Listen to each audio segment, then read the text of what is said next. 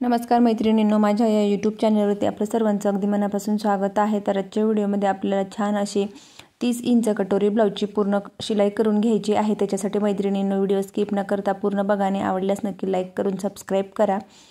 त्याच्यानंतर एका साईडचे पार्ट बरोबर एका साईडला करून घेतले आणि स्लीव्जवरती अशा पद्धतीने मी डिझाइन तयार करून घेतली, पफ स्लीव्ज। त्याच्यानंतर मागच्या साईडला लेसपासून छान अशी डिझाइन तयार करून घेतलेली आहे आणि लटकन लावून घेतलेले आहेत। तर बाह्य आणि मागची साईड मी आधीच रेडी करून घेतलेली आहे आणि यांचे व्हिडिओ सुद्धा मी चॅनलवरती अपलोड केलेले आहेत, तिथे तुम्ही जाऊन चेकआउट करू शकतात। त्याच्यानंतर एका साईडचे पार्ट बरोबर अशा पद्धतीने करून झाल्यानंतर कटोरीचे दोघही कोने एकमेकांवरती ठेवले आणि पुढे अर्धा इंच शिलाई मार्जिन सोडून 4.5 इंचाची कटोरी आहे, तर 2.25 इंच अंतर मोजून घेतला आणि त्याच्यानंतर 2.25 इंचापासून पुढे मी 2.5 इंचाचा उभा टक्स घेतला। तर 30 साईज लहान साईज आहे म्हणून मी 2.5 इंचाचा टक्स घेतला। डबल शिलाई करत असताना खालचा कोना वरच्या बाजूला मी तिरकस आतमध्ये दाबून दिला। त्याच्यानंतर छान असा कटोरीचा पफ तयार झालेला आहे। त्याच्यानंतर मग कटोरी आपल्याला साईड पार्टला जोडायची आहे। तर जोडत असताना मी खालच्या बाजूकडून बरोबर एकसारखी पकडली आणि एकसारखं शिलाई मार्जिन पकडत आणि हळूवारपणे शिलाई करून घेत आहे। शिलाई करत असताना वरच्या बाजूला सुद्धा मी चेक करून घेत आहे की परफेक्ट येत आहे किंवा नाही आणि ते चेक करतच मी शिलाई करून घेतली। त्याच्यानंतर लगेचच डबल शिलाई करून घेतली, परंतु दोघही पार्ट हे अगदी परफेक्ट आलेले आहेत आणि मी ते चेक करत शिलाई करून घेतली। त्याच्यानंतर मग आपल्याला क्रॉस पट्टी जोडून घ्यायची आहे, तर बघू शकतात अगदी परफेक्ट शिलाई झाली। त्याच्यानंतर मग क्रॉस पट्टी जोडायची आहे, तर क्रॉस पट्टीचा पुढचा भाग थोडाफार कमी जास्त असेल तर सरळ रेषेत कट करून घेतला। त्याच्यानंतर 1/2 इंच किंवा इंची टेपच्या एक लाईन इतकं क्रॉस पट्टी मी पुढच्या बाजूला एक्स्ट्रा सोडली आणि मग मी जोडून घेत आहे। तर जोडत असताना बरोबर एकसारखं शिलाई मार्जिन पकडत आणि क्रॉस पट्टीवरती मी अशा पद्धतीने शिलाई करून घेत आहे। तर इथं क्रॉस पट्टी अजिबात खेचायची नाही, परंतु कपडा हा स्ट्रेचेबल असतो आणि तो आपोआपच कमी जास्त होतात। त्याच्यानंतर अशा पद्धतीने क्रॉस पट्टी जोडून झाल्यानंतर वरच्या बाजूला मी लगेचच दाब शिलाई देऊन घेत आहे आणि उरलेली क्रॉस पट्टी ही आपल्याला नंतर कटिंग करून घ्यायची। याच पद्धतीने दुसरा पार्ट सुद्धा आपल्याला रेडी करून घ्यायचा। त्याच्यानंतर धागा कट केला आणि एकसारखे पार्ट करून घेतले। दोघही पार्ट रेडी झाल्यानंतर समोरासमोर ठेवले आणि क्रॉस पट्टी बरोबर अशा पद्धतीने चेक करून घेतली। त्याच्यानंतर आयपट्टी आणि हुकपट्टी आपल्याला जोडून घ्यायची। त्याच्यानंतर ही 1.5 इंचा मी अस्तरचा कपडा घेतला, खालच्या बाजूला फोल्ड केला आणि अशा पद्धतीने ठेवून आणि त्याच्यावरती शिलाई करून घेत आहे। तर मी इथं कपड्याचा यूज न करता अस्तरचा यूज करून घेत आहे आणि त्याच्यावरती लगेचच मी दाब शिलाई टाकून घेत आहे। त्याच्यानंतर खालच्या बाजूला सुद्धा शिलाई करून आणि मग ही हुकपट्टी आपल्याला आतमध्ये फोल्ड करायची आहे, तर मी ती डबल करून घेत आहे। बघू शकतात अशा पद्धतीने फोल्ड करून आणि परत मी डबल केली आणि त्याच्यावरती लगेचच शिलाई मारून घेत आहे। तर इथं तुम्ही कडेने शिलाई देऊन आणि हात शिलाई सुद्धा करू शकतात, परंतु मी डायरेक्ट शिलाई करून घेतलेली आहे। नंतर आपल्याला आयपट्टी जोडून घ्यायची। एक्स्ट्राचा भाग मी कट केला, तर इथे मी 2.5 इंचाची आयपट्टी घेतली, खालच्या बाजूला शिलाई करून घेतली, एक्स्ट्राचे धागे वगैरे कट केले आणि त्याच्यानंतर अस्तरच्या बाजूनी मी बरोबर ती एकसारख्या मापात ठेवून आणि तिच्यावरती शिलाई करून घेत आहे।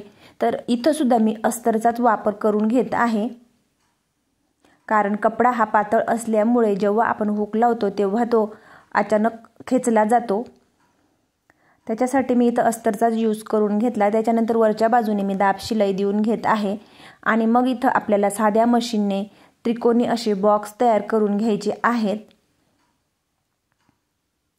तर सुरुवातीला मी मशीन मागे पुढे करून आणि लॉक करून घेत आहे। त्याच्यानंतर मग मी ते 5 किंवा 6 ते अंतर मोजून आपल्याला ते आय बॉक्स तयार करून घ्यायचे आहेत। तर तुम्ही इथं आय हे साध्या सुई धाग्याच्या साहाय्याने सुद्धा करू शकतात, परंतु मी मशीनच्या साहाय्याने करून आणि त्याच्यावरती परत डबल शिलाई मारून घेत आहे, जेणेकरून शिलाई ही उसवली जाणार नाही आणि शेवटी लॉक करून घेतलं।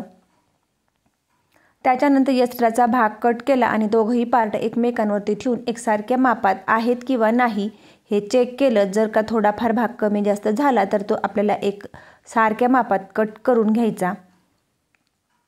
त्याच्यानंतर मी तिरकस धाग्यात क्रॉस पट्ट्या कटिंग करून घेतल्या. तर इथं पायपिंगसाठी मी तिरकस धाग्यात ही पायपिंग पट्टी कटिंग करून घेतली आणि ती जोडून घेत आहे. अशा पद्धतीने जोडून तिला सुद्धा वरच्या बाजूने दाब शिलाई देऊन घेतली. तर ही पायपिंगची पट्टी मी 1.5 इंचाची घेतलेली आहे. एक्स्ट्राचा भाग कट केला आणि त्याच्यानंतर अजून एक पट्टी मी पुढे जोडून घेतली. त्याच्यानंतर पुढच्या बाजूला अशा पद्धतीने पट्टी फोल्ड करायची आणि पुढच्या बाजूला थोडाफार भाग कट करायचा. अर्धा ते पाऊण इंच पुढच्या बाजूला एक्स्ट्रा सोडून आणि बरोबर एक सारखं शिलाई मार्जिन सोडत आपल्याला पायपिंग करून घ्यायची आहे. बघू शकतात मी अगदी हळूवारपणे इथं पायपिंग करून घेत आहे. तर पायपिंगची पट्टी मी थोडी नॉर्मल खेचून घेत आहे जेणेकरून गळा हा लूज होणार नाही. त्याच्यानंतर मग आपल्याला थोडे थोडे कट मारून घ्यायचे जिथं गोल आकार आहे तिथं आणि ही पट्टी आतमध्ये फोल्ड करून आणि मग इथं तुम्ही तुमच्या आवडीनुसार जाड किंवा बारीक पायपिंग करून घ्यायची आहे. तर शिलाई करत असताना पायपिंगच्या अगदी पोटाशी आपल्याला शिलाई मारून घ्यायची आहे.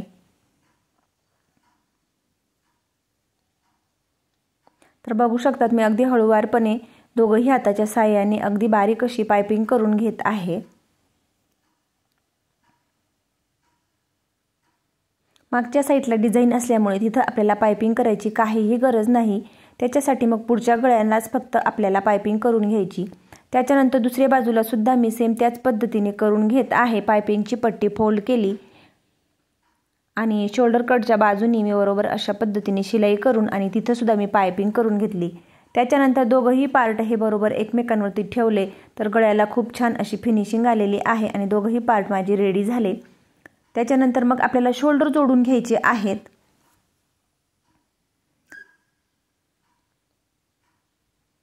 तर हे पार्ट रेडी झाल्यानंतर मी ते बरोबर चेक करून घेतले आणि मागची साईड बरोबर अशा पद्धतीने ठेवून घेतली.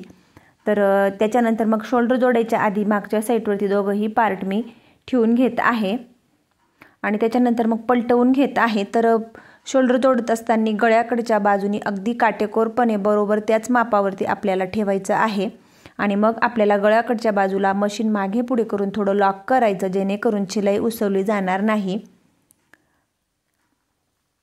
त्याच्यानंतर दुसऱ्या बाजूचं शोल्डर सुद्धा आपल्याला ह्याच पद्धतीने जोडून घ्यायचं.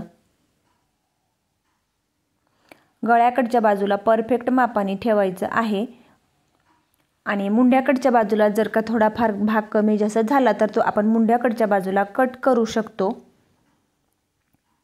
कारण शिलाई करत असताना कपडा हा कमी जास्त होत असतात. त्याच्यानंतर बघू शकतात अशा पद्धतीने एक्स्ट्राचा भाग आहे तर तुम्ही कट करून घेत आहे आणि लगेचच तिथं शिलाई करून घेत आहे जेणेकरून बाही जोडत असताना कपडा हा मागे पुढे होणार नाही.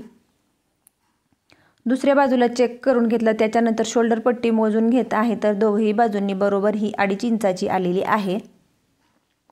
त्याच्यानंतर मग आपल्याला बाही जोडून घ्यायची आहे. तर बाही जोडायच्या आधी अशा पद्धतीने बरोबर चेक करून घेत आहे आणि त्याच्यानंतर मग बाहीचं दुसरी बाहीसुद्धा मी सेम त्याच पद्धतीने चेक करून घेतली. ही थोडी 5 इंच इतकी खालच्या बाजू मुंड्याकडच्या बाजूला एक्स्ट्रा आहे तर ती मी कट केली. बाही जोडायच्या आधी हे पार्टसुद्धा मी चेक करून घेतले दुसऱ्या बाजूचे सेम त्याच पद्धतीने. तर इथं हा भाग थोडा एक्स्ट्रा वाटत आहे म्हणून मी तो लगेचच कट केला. अशा पद्धतीने चेक केल्यामुळे काखेतील जो भाग असतो ते खालीवरती होत नाही म्हणून बाह्या आणि हे पार्ट आपल्याला अशा पद्धतीने चेक करून घ्यायचे आहेत. त्याच्यानंतर बाह्या जोडून घ्यायच्या आहेत. तर बाह्या जोडायच्या आधी आपल्याला बाह्याचा मध्य सेंटर काढून घ्यायचा आणि डिझाईनची बाही जेव्हा का असली तर ती आपल्याला मध्य सेंटरपासून शोल्डरपासून जोडून घ्यायची आहे जेणेकरून शोल्डरचा मध्य सेंटर हा चुकणार नाही. अगदी परफेक्ट बाही येईल. बाहीचा मध्य सेंटर काढून बरोबर शोल्डरवरती ठेवून घेतला आणि त्याच्यानंतर मग मी इथून बाही जोडून घेत आहे. खालच्या बाजूला प्लेटाची दिशा चुकू नये हे चेक करत मग आपल्याला बाही जोडून घ्यायची आहे. तर बघू शकतात उरलेली बाही ही बरोबर थोडीफार उरली तर ती आपण कट करू शकतो. जर का आपण एका साईडने बाही जोडायला सुरुवात केली तर एकाच बाजूला सर्व बाही उरते आणि शोल्डरचं माप चुकतं. तर बघू शकतात खूप छान अशी बाही जोडून झाली. त्याच्यानंतर दुसऱ्या बाहीचा सुद्धा मी मध्य सेंटर काढून घेतला आणि ती सुद्धा शोल्डरवरती बरोबर मध्य सेंटर ठेवून आणि खालच्या बाजूचा प्लेटा चेक करत मी बरोबर जोडून घेत आहे। तर मुद्दामून मी तुम्हाला दोघंही बाह्या जोडून दाखवलेले आहेत। तर अगदी परफेक्ट बाही आलेली आहे, कुठेही कमी किंवा जास्त झालेली नाही। जर का तुम्हाला ह्या ब्लाउजचा कटिंगचा व्हिडिओ बघायचा असेल तर आपल्या चॅनलवरती 30 साइज कटोरी ब्लाउजची पेपर कटिंग अवेलेबल आहे, तर तिथं तुम्ही जाऊन चेकआउट करू शकतात। दोघंही बाजूंच्या बाह्या जोडून झाल्यानंतर मग मी परत चेक करून घेत आहे। अशा पद्धतीने चेक करून घेतले आणि एक्स्ट्राची जी काही बाही आहे तर ती आपल्याला कट करायची। इथं थोडं कमी शिलाई मार्जिन झाल्यामुळे हा भाग थोडा एक्स्ट्रा होत होता, म्हणून मी परत तिथं थोडी 5 इंचावरती शिलाई मारून घेतली आणि त्याच्यानंतर चेक केलं तर अगदी परफेक्ट आलेले आहेत। एक्स्ट्राची बाही ही शिलाई झाल्यानंतर मग आपल्याला कट करून घ्यायची आहे। त्याच्यानंतर सुरुवातीला मी दोघंही बाजूंना अशा पद्धतीने कडेने एक एक शिलाई मारून घेत आहे।